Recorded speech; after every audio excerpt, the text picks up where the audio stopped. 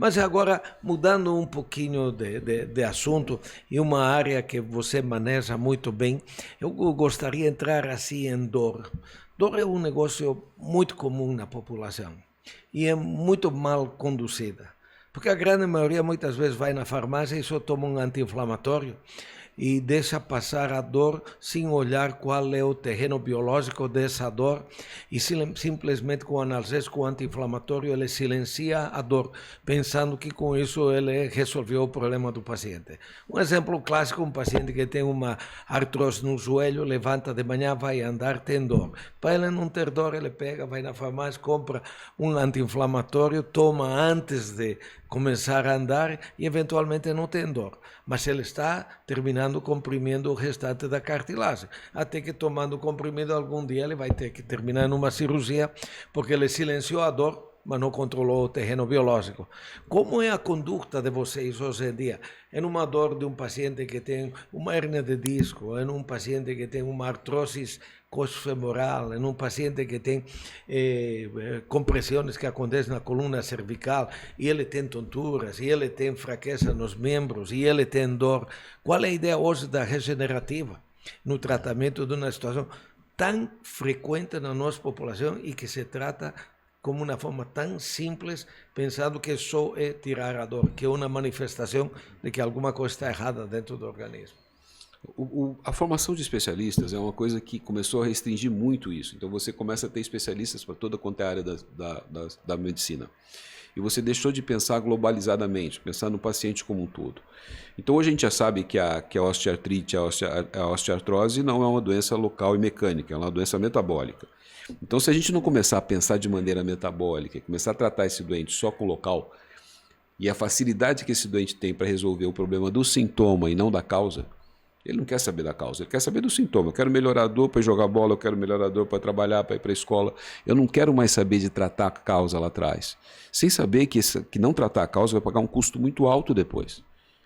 E ele vai pagar um custo muito alto porque ele vai começar a ter problemas que vai passar por uma infiltração mais com corticoide, uma infiltração mais aguda, depois da infiltração ele vai passar por um processo cirúrgico.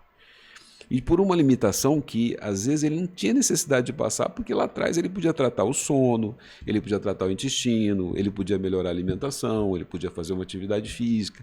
Então, hoje, quando eu converso com o meu paciente, a medicina regenerativa me abriu muito a cabeça com relação a isso, eu trato meu paciente de maneira metabólica. Ah, César, mas se a gente tratar dessa maneira, eu já tive... Como é a proposta? A proposta? Você dá uma ideia de um paciente que chega com uma patologia de coluna. Hoje eu pergunto para esse paciente sobre como é que está o sono dele, a qualidade do sono, eu pergunto como é que está o intestino dele, como é que é a atividade diária dele, eu tento entender esse paciente, peço muito exame de sangue. Sem entrar em detalhes, fora o tratamento clássico que você aplicaria no paciente, como complementaria com a regenerativa num paciente como esse tipo? Aí a gente começa... Sem entrar em detalhes farmacológicos, nada, não, só numa ideia geral. Hoje em dia a gente usa muito, eu uso muito os derivados de células, as células mesenquimais. Isso é uma coisa que eu uso muito. O que é célula mesenquimal? Basicamente o sangue do paciente. Há tempos atrás se falava muito em hemotransfusão, autotransfusão, hemoterapia. Não, a gente basicamente usa as células mesenquimais que estão no sangue do paciente. Isso é de uma maneira muito simples de ser usado. O PRP e o BMA, que é o aspirado de medula óssea, ele tem muitas células mesenquimais. E além das células mesenquimais, eles têm as células hematopoéticas, que são as células do próprio sangue do paciente que são anti-inflamatórias. Desde que você modulou esse paciente lá atrás e tratou a parte metabólica, esse paciente está desinflamado.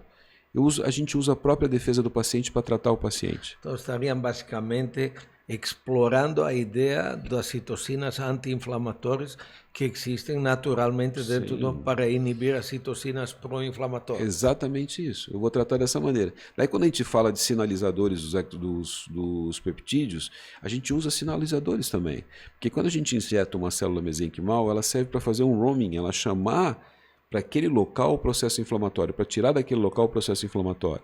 Então essas células migram. Então a gente tem TNF-alfa, a gente tem os fatores de crescimento, BDNF, que tudo isso acontece quando a gente trata da maneira regenerativa. Então a gente explora o próprio organismo do paciente para curar essa patologia que ele tem. Como são os resultados comparados a fazer todo 100% convencional? Vamos lá. Eu estou para publicar um artigo agora sobre doença discal, doença da coluna lombar, doença discal, tratado com medicina regenerativa, tratado de maneira convencional, com corticosteroide e anestésico. E o outro eu trato com aspirado de medula óssea. Eu tenho um resultado 70% melhor com aspirado de medula óssea, tanto a médio, curto e longo prazo. Isso documentado em pacientes com grupo controle. Um dos grandes problemas que você tem na dor, principalmente na coluna, é a desmielinização dos nervos que são comprimidos pelas próprias estruturas ósseas. Existe hoje alguma coisa que se pode fazer para acelerar a remielinização dessas terminais nervosas? Porque um ciático é uma dor que te dói a perna, mas que a compressão é no L4, L5 e a dor é porque se está desmielinizando, está perdendo. Existe alguma coisa na medicina regenerativa? Então, quando pensamos nisso, pensamos em um paciente que tem sequelas de uma esclerose múltipla, que normalmente vem acompanhado com esse tipo de características, ou de pacientes que têm polineuropatias periféricas por causa de diabetes, por exemplo, por causa de transtornos nutricionais, por causa de ser alcoólatra e produzir síndrome de desmielinização, etc. Além da utilização das vitaminas, que são características principalmente do complexo B para tentar recuperar a bainha de mielina, do ômega 3, do ômega 6, dos aminoácidos de cadeia ramificada, que poderiam ser considerados peptídeos, porque tem menos de 50 aminoácidos, só tem 3. A ideia, qual é a ideia hoje em dia, se existe alguma coisa que acelera a velocidade de recuperação dessa bainha de mielina? São as células mesenquimais. Sempre são as células mesenquimais. Como são utilizadas elas? São utilizadas pelo PRP, que é o aspirado, que a gente retira do sangue, faz uma filtragem, extrai as plaquetas, o plasma rico em plaquetas, que ele tem uma quantidade grande de células mesenquimais. A gente tem uma quantidade grande de células mesenquimais quando eu extraio da medula óssea. Mas mexer na minha medula óssea é uma punção hoje em dia que o paciente não sente dor. Eu faço com anestesia local, sem sedação, sem nada. E a gente consegue um maior número de células mesenquimais e ainda tem um outro pulo do gato, que são as células mesenquimais da gordura. Tá? Então a gente tira da fração de gordura. Então a gente tira a gordura do paciente, filtra essa gordura e a gente consegue um grande número de células mesenquimais. É onde mais tem. E depois disso tudo a gente ainda tem os exossomas. Os exossomas que são grandes sinalizadores. Esses são grandes sinalizadores para a reconstituição e para ativar as células-tronco que a gente tem dentro do nosso organismo. A gente acredita que não tem células-tronco, a gente tem que tomar células-tronco de fora. Mas a gente tem várias células-tronco do nosso organismo que a gente precisa ativar. Dar um sinalzinho, dar uma cutucada nela para elas poderem se manifestar. Inclusive próximo ao giro parahipocampal, que é onde a gente tem um Alzheimer e as demências senis. Então a gente tem células ali em volta. E a gente consegue de alguma maneira estimular essas células. Uma das coisas que eu notei em pacientes idosos meus que fazem tratamento regenerativo para uma dor lombar ou para uma dor ciática, em que eu injeto as células mesenquimais, de alguma maneira eles melhoram a parte cognitiva. De alguma maneira está sinalizando para alguma coisa acontecer lá em cima também. Existem alguns trabalhos que indicam que talvez tenhamos células madres boiando lá no cérebro, né? Porque em realidade consideramos que os neurônios não são reproduzíveis, têm uma vida média mais ou menos determinada e vão morrendo por apoptose neuronal.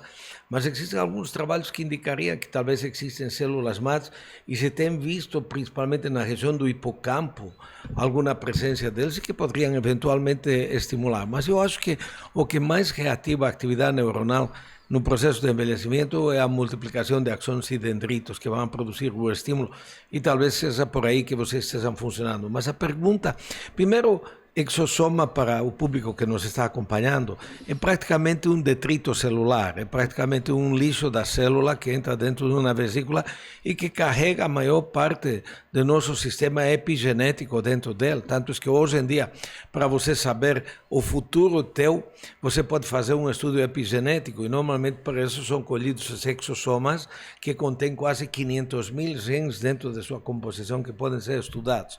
Mas a pergunta que vale $1 milhão para ver se você tem a resposta. Se os peptídeos são aminoácidos, se é uma sequência de aminoácidos, vamos supor aqueles nomes que você citou aí e que tenha 40 aminoácidos, que seja tirosina, fenilalanina, 2 tirosinas, uma fenilalanina, uma taurina, etc, etc. Por que eu não consigo o mesmo resultado juntando todos esses aminoácidos sabendo a composição, eu faço na fórmula via oral e coloco leucina, isoleucina, valina, histidina, arginina, todos os aminoácidos que formam componentes do colágeno. Porque eu não dando esses aminoácidos, eu não vejo nada que aconteça de diferente e vejo se eventualmente você usa um peptídeo. Uma das coisas que a gente fala é do mecanismo de absorção desses aminoácidos, né? Então, a absorção desses aminoácidos, e se ele não encontrar um ambiente bom para essa absorção, a gente não vai ter resultado nenhum. Os peptídeos sintéticos, eles são mais adaptáveis para esse tipo de absorção. Mas a via de administração não será a diferença? Porque os peptídeos não são administrados por via oral. Os peptídeos sintéticos que a gente tem hoje Eles são passam por via por alto subcutânea. o trato gastrointestinal. Passa por fora, porque a gente tem você tem ele absorvido, você tem aplicado ele por via subcutânea. Porque você vê que existe tanto colágeno vendido no mercado. Tem colágeno com 1 milhão de sabores. E supostamente é colágeno, né? Colágeno, então, é tudo colágeno. Até hidrolisado. Então, se ele é hidrolisado, ele está na sua forma peptídica. Está em grupo de aminoácidos juntadinhos, todos do mesmo tamanho. Pronto para funcionar. Logicamente, quando devemos ingeri-los, eles já seriam absorvidos e deve ter algum mecanismo que bota ele dentro de um carrinho que leva. Mas colágeno é todo o corpo, né? 98% do nosso corpo está formado por colágeno. Então, como você vê a indicação desse colágeno hidrolisado ou não hidrolisado que é vendido e que muito paciente gosta de consumir? Qual é o aspecto nutricional ou o aspecto de saúde que você vê no uso contínuo desse tipo de suplementos? Cada vez mais eu vejo que o suplemento é bem aproveitado quando o paciente está metabolicamente estável. Aí ele consegue aproveitar melhor esse medicamento, melhor esse suplemento. Então você consegue tratar um paciente bem estável, você consegue tratar com qualquer tipo de suplemento que ele responde bem. Ele vai responder muito melhor do que qualquer outro tipo de paciente. Alguns colegas, tempo atrás, quando eu falava sobre o preparo do solo, sobre o preparo metabólico para você fazer qualquer coisa em cima do paciente, fala: César, mas se eu fizer isso, meu paciente não opera. Então, se o seu paciente melhorar e ele não operar, é porque ele não tinha que ser operado. Isso é uma verdade não relativa, essa é uma verdade praticamente absoluta. Por isso que, quando se trata de uma indicação cirúrgica, se corre, não se tenta resolver o terreno biológico. Isso lo observamos muito frequentemente em cardiologia e em outros tipos de especialidades, onde se usa o argumento da morte como uma forma de apressar uma eventual conduta terapêutica em lugar de uma conduta terapêutica muito mais conservadora na maior parte dos pacientes. A gente tem por hábito ter predominantemente uma conduta conservadora, mas se vê com muita frequência o colega que normalmente é cirurgião, que foi treinado com essa finalidade, que acha que a solução é definitivamente cirúrgica, que se ele não operar é uma questão de data prefixada de que eventualmente o paciente vai morrer, mas as estatísticas têm mostrado que os tratamentos conservadores, na grande maioria das patologias, são também sucedidos com as cirurgias. Você vê uma cirurgia chamada de regenerativa, eventualmente eram as famosas pontes de safena, os pontes de mamária. Quer dizer, você estava recirculando o martelo, eles praticamente foram abandonados, esse tipo, para um procedimento muito menos invasivo, como eventualmente é o stent farmacológico. Você acha que um dia chegaremos a ter na parte neurológica uma condição como essa? Eu acredito que sim, e muito próximo. Eu não tenho dúvida que muito próximo a gente vai ter uma condição como essa. Hoje, quando você fala em células mesenquimais, que são as células que a gente faz, que são células multipotentes, elas não são pluripotentes, elas não podem se transformar em qualquer coisa. Na maioria das vezes, se transformam só em tecido de sustentação. Hoje se usa muito na parte cardiológica. Então, hoje você faz o stent, uma cirurgia regenerativa, e você faz células mesenquimais, e você dá estrutura para esse coração de novo, um coração que rejuvenesce, que é um coração regenerado. E a gente já tem experiências no cérebro para tratamento de Parkinson. No Japão, está na fase 3 já de estudo, colocando células pluripotentes, células produtoras de dopamina, retirado da pele, ele faz as células produzirem dopamina e coloca no cérebro, na próxima substância negra, melhorando a condição desses pacientes. Então a gente já tem esses estudos, de medicina regenerativa para pacientes com trauma e sequela de trauma de crânio, Paciente lesado medular, a gente tem estudos mostrando que isso funciona também. Então a gente começa a ver que é um novo caminho.